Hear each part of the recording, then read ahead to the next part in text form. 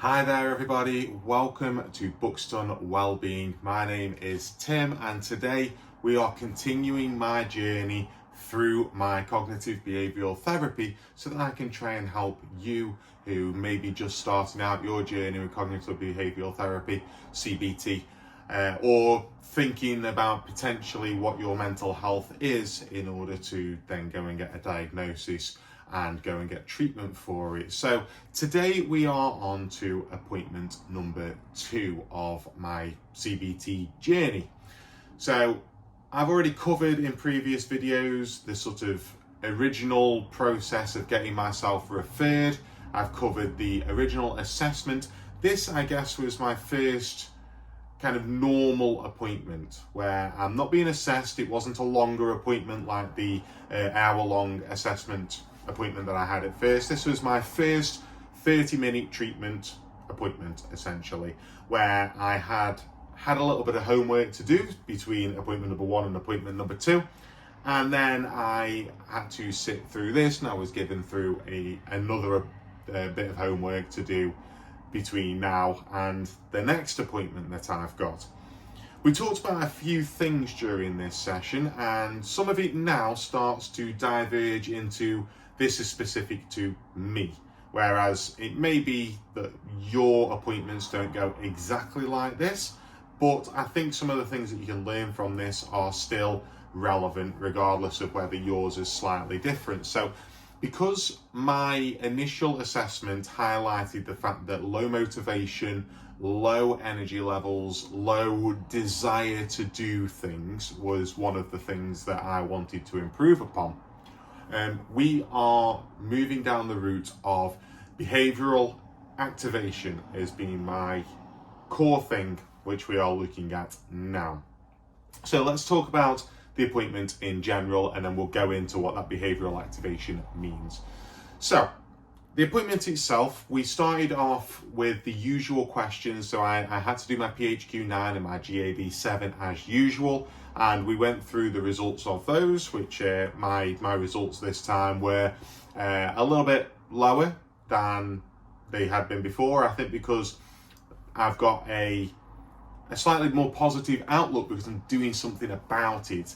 Maybe it made the certainly the anxiety had come down a little bit. The low mood had stayed very similar, but with the anxiety had come down a couple of points. So yeah, I'm quite happy with that as a starting point, especially because like this is only going in, I'm not learned anything to be using. I think it is just the fact that I'm doing something about it just made me feel better in myself. So the appointment questions came out a little bit lower than what they have been doing. We then talked about the usual questions at the start of the every appointment, which I'm going to be having essentially, which is, am I safe? Am I safe to myself? Am I safe to others? Am I having thoughts of self-harm? Am I having thoughts of ending my life or anything like that? Those are obviously important ones. For me, the answer, I could just answer straight no's across the board. If those questions do come up as a yes, though, I imagine that you will have a lot more conversation going into that, which is why probably I think my appointment lasted about 5 minutes less than it should have done, because I didn't have to go through those sorts of questions and give an affirmative answer. I was giving a negative for that. And then we started talking about what we were going to do today. First of all, we followed on from the homework. So we quickly discussed what I was told to do in between sessions. So what I was told to do, and I mentioned this at the end of the last video, was I was asked to create an activity diary for what I was doing over the course of the week in between those appointments. So I had to create a 2-hourly diary. So every 2 hours there was an activity in there, and that activity could just be I'm doing nothing, or it could be filled with actually what I was doing. And during that, I had to put in the activity that I was doing, who I was doing it with, and then I had to give a few ratings for it. So I had to give a rating out of 100 for my mood. I had to give ratings out of 10 for my enjoyment of the activity, my closeness with other people and my sense of achievement from that activity. Now, my activity diary was a little bit more full than I imagined it was going to be. I had recorded videos for both of my YouTube channels. I had gone out with a couple of friends on a couple of days. So there was quite a bit going on, plus work as well, where I was able to rate these things. And I think the long and short of it is that any time that I put an activity in there, which was me doing something or me being around other people, generally speaking, my mood, my sense of enjoyment, my sense of achievement went up. Now, it's not always the case. Going to work certainly didn't increase my mood. But generally speaking, you know, when I had an arrangement to go out and take my child on a play date with a friend, that my mood went up just from the fact that I was watching my child interact with somebody else, and I thoroughly enjoyed that. So my mood went up. Obviously, my closeness with other people went up, and a variety of different things like that was happening at that time. But that also occurred just when I was sat at home playing video games. So there was occasional one where it was sat at home, played Pokemon, and during that time, mood went up and sense of achievement went up, certainly more than sat watching YouTube, sat doing nothing, which is generally what my days are consisting of on a day where I'm struggling. So yeah, just having that sort of sense of doing something, even if it is something which some people would consider meaningless. Playing video games, some people consider meaningless. It's not to me, but yeah, it depends on your outlook on things. But it's something that's not necessarily going to enhance anything. It's not a need for it. And actually, we're going to come back to this later. It made me feel a lot better about myself, and there was a lot more improvement there. I also did some activities like reading, where my mood improved when I was reading, specifically when I sat outside, because it was a fairly nice day, even though it was getting a bit colder now. I sat outside and was reading, and my mood improved because I was getting a bit of fresh air. I was managing to do some running, and I went running on my own, and I went running with a running partner. And the day that I went running with a running partner, my mood went up because I was with somebody else, I was talking, I was socialising, but I didn't run quite as fast as I had been doing, so my sense of achievement wasn't quite as high. But the fact that I went out with somebody was still another sense of achievement as well. So yeah, essentially all of that activity was, we didn't go through it in detail, but it was to highlight the fact that if I'm doing something, my mood increased. If I'm doing something, my sense of enjoyment increased. If I'm doing something, my sense of achievement increased. So that leads us on to what we are looking at this appointment, which was behavioral activation. So behavioral activation is essentially doing an activity gives you a mood reward. So by doing something, you get some form of reward within your mood. So that could be doing something that you enjoy. Playing video games, for example, gives me a mood reward of enjoyment. I am enjoying playing this video game. I am relaxed whilst playing this video game. It's giving me something to concentrate on. All of these things are mood rewards. But it could also be doing housework. I don't enjoy doing housework at all. There's nothing about housework that I enjoy. But afterwards, when you look at a clean kitchen, you get a sense of achievement. You have done something. Your house looks better. You can enjoy your house a little bit better than what you were able to. So that's another mood reward. And she went on to talk about positive reinforcement. So positive reinforcement is a term that we've all heard throughout time. Usually you hear it when you're training a dog.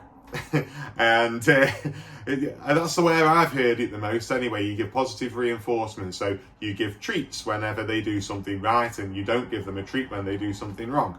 We're going to use our mood in order to give ourselves positive reinforcement. So we're going to give ourselves praise, we're going to give ourselves let ourselves feel that sense of enjoyment because we have done something positive, rather than if you just sit and you don't look after yourself properly, you are not going out for your runs, you're begging off from seeing your friends or anything like that, that then settles you into a negative mood set, which is then negatively reinforced by you then not doing the activity, because you've just reinforced the fact that you feel bad, you don't want to do the activity, so now you've reinforced the fact that, okay, that's fine. Whereas a positive reinforcement is, I feel bad, but I'm going to do the activity. After you've done the activity, you feel a little bit better about yourself, so therefore you are positively boosting yourself up. So she asked a couple of questions of me. What can we do to participate in activities that bring us joy? What effort can we make to do that? So that is, it's a loaded question really, because there's so many different things that we could do. There's so many different things that I know that I could do in order to make sure that I am participating in activities that bring us joy. So, for example, I recently went out playing board games with my friends. This is something that I particularly enjoy. I really enjoy board games. They're one of my favourite hobbies. Playing them with my friends is really important to me. What can I do to participate in those days though? Well, I can not wait around for them to invite me. I can do the invitation and then kind of get the ball rolling in that state. What can I do? What steps do I need to take in order to be able to do these activities? You know, to go for a run, what do I need to do in order to get myself out of that front door? I need to get my running gear on, I need to lace up my trainers, I need to walk out the front door, pick myself a playlist and go. But those steps are harder. So how can we break them down into really small steps so that we can prepare ourselves and we can move forward with that activity? So the next thing that we did, the next thing that we talked about was the sorts of activities that we can do and how we need to get some sort of balance between them, essentially. And if this balance is out of kilter, then you will feel negative because you're not getting something that you need within your life. And she used the analogy of a three-legged stool. So if you imagine one of those sort of typical stools that you'll see with just the seat and then three legs coming down, these three legs are your activities that you are doing, and if you take one of them away, the stool will fall over and it won't be suitable as a stool. If we try and use this for our activities, then we can see how these things need to be in balance in order to be able to keep your mood stable and able to be sat on. So these three activity types, the three legs of the stool, can be broken down into routine, necessary, and pleasurable activities. So two of those are pretty easy, routines perhaps not so easy. So let's talk about pleasurable. Pleasurable is those activities that you do specifically for enjoyment. You don't do them because you have to do them. You do them because you want to do them. They provide you a sense of enjoyment. So for me, playing video games is a pleasurable activity. It is not one that is necessary for me to live. It is not one that is part of my daily routine in order to get through the day. It is something that I do because I enjoy it. I enjoy playing video games. I enjoy the sense of achievement I get from completing a game or completing a mission. I specifically play some like challenges and stuff like that on games so that I get that sense of achievement out of it. But I need to make sure that I'm doing those pleasurable activities, Whereas sitting and watching videos, because I tend to just put the same videos on and not really watch them, that is not fulfilling that pleasurable. That is fulfilling a kind of a negative thing of I'm just sitting and vegetating watching these things. So a pleasurable activity is reading, it is playing video games, it is socializing just on a basic level, going out with friends. It is, you know, we can kind of put this into a couple of things, but going out for runs, that is a pleasurable activity for me. Next, we'll go on to, seeing as we've just kind of touching on it, routine. So these are the things that we do in order to keep us healthy, that we do to avoid certain situations, and it is kind of a specific thing that we do. So every day is part of our routine. Generally speaking, we get up out of bed and we might make our bed, or we might have a bath or a shower, we might brush our teeth, we might have our breakfast, have meals. So these things are your kind of self-care stuff, and that's where the gym can fall into this as well, because that is a routine thing that you can do in order to take care of yourself. And these routine activities also need to be there in order for us to feel good. If you are not getting up in the morning, if you are not getting dressed, if you are not having a bath or a shower or brushing your teeth, you will feel bad about yourself. You feel guilty about not doing those things. You will feel bad because you feel physically dirty, or you might make yourself ill because you're not looking after yourself properly, if you're not eating properly or anything like that. So cooking a proper meal would be on this as well. So yeah, routine is those sort of self-care activities that we do day to day, that we do in a specific routine. Next up is the necessary activities. So it is necessary for us to eat. It is necessary for us to have a drink. It is necessary for us to attend our appointments that we need to go to. It is necessary for us to go to work and earn some money. These things are necessary things that we have to do in order to be able to get through this life, essentially. So these are things that if you stop yourself from doing them, you're going to end up in more of a problem. You stop going to appointments, you're going to make yourself more ill, or you're not going to be helping yourself to get better. You stop going to work, you're going to end up in financial trouble. So these are things that are necessary to do. They are not necessarily routine, but they are things that we need to do. So we need to go to work. Unfortunately, it is the case that we need to go to work, unless you are very fortunate and you don't need to work. But the majority of people in this world need to work. If they don't need to work, then they need to go and check in with somebody at the Universal Credits office in order to get their money. They need to go and draw out their pension or whatever it is, but it's still a necessary activity in order to get that money.